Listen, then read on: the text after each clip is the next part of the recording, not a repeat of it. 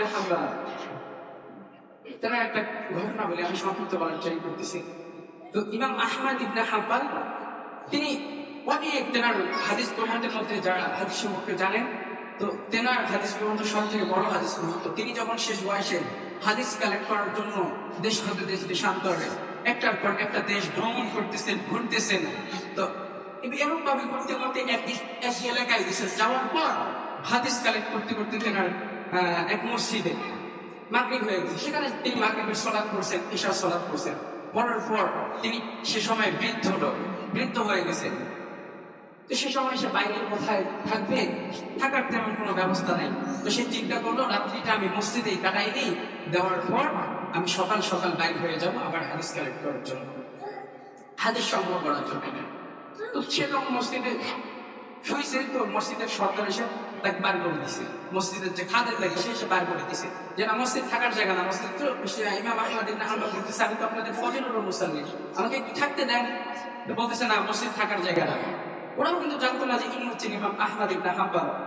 তো তাই তাকে যখন বাইর করে দিয়েছেন, তিনি তার যে যতগুলো তার সাথে জিনিসপাতি ছিল সবগুলো নিয়ে তিনি বাইর হয়ে গেছেন। বাইরে হয়ে যাওয়ার পর রাস্তাতে হাঁটতে হাঁটতে এক জায়গায় দেখছে এক যুবক রুটি বিক্রি করতেছে।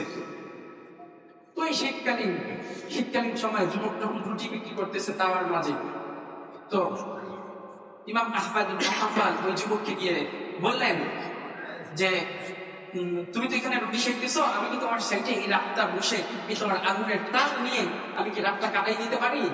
তো ওই রুটি বিক্রেতা ওই যুবক বলো যে হ্যাঁ, কোন সমস্যা নেই, আসলাম সালাম বসেন, আপনি এখানে আগুন পাইবেন, আমার তো কোনো সমস্যা নেই। তো ইমাম আহমদ ইবনে হাম্বল যখন বসলেন, বসার পর তিনি তার সাইডে বসে চিকিৎসা একটু করতেছেন, কিন্তু ওই যুবকের দিকে একটু লক্ষ্য করলেন। ওই যুবক যখন রুটি একটু খমর করে তখন বলে আস্তাগফিরুল্লাহ, আবার রুটি যখন বেড়ে তখন বলে আস্তাগফিরুল্লাহ, আবার যখন রুটি দেয় তখন আস্তাগফিরুল্লাহ, আবার ক্রেতা আসেন তাদের হাতে যখন দেয় তখন বলে আস্তাগফিরুল্লাহ। তো ইমাম আহমদ ইবনে হাম্বল এটা দেখার পর তো তেনার ভিতরে কৌতূহল জাগলো, কি এই যুবক শুরু করতে আস্তাগফিরুল্লাহ আস্তাগফিরুল্লাহ।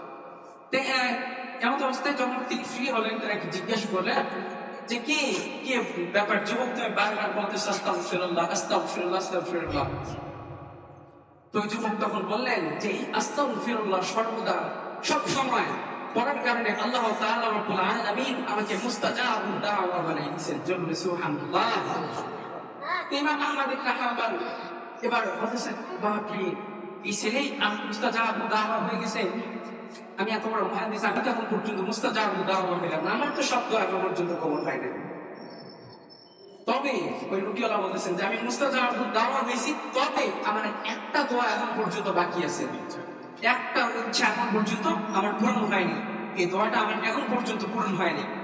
তো এই রুটি বিক্রেতার ওই কথা শুনে ইমাম আহমদ ইবনে হাম্বলের মনে কৌতূহল জাগলেন, কি এমন দোয়া যেটা এখন পর্যন্ত কবুল হয়নি?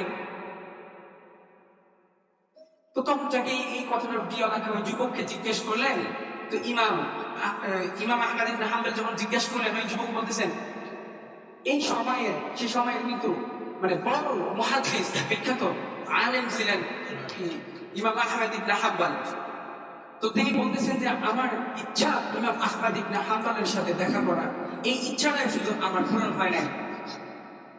তো দেখেন, তো ইমাম আহমদ ইবনে হাম্বল সঙ্গে সঙ্গে দাঁড়াই গিয়ে তাকে জড়াই ধরে বললেন যে ইমাম আহমদ ইবনে হাম্বলের কাছে তোমার দেখা করার জন্য যাইতে হবে না, আল্লাহ তাআলা রব্বুল আলামিন তোমার এই দোয়া সহ কবুল করে নিয়েছেন। সুবহানাল্লাহ। ইমাম আহমদ ইবনে হাম্বলের দরবারে তোমাকে যেতে হবে না, ইমাম আহমদ ইবনে হাম্বল নিজেই দেখা করার জন্য তোমার দরবারে চলে এসেছে।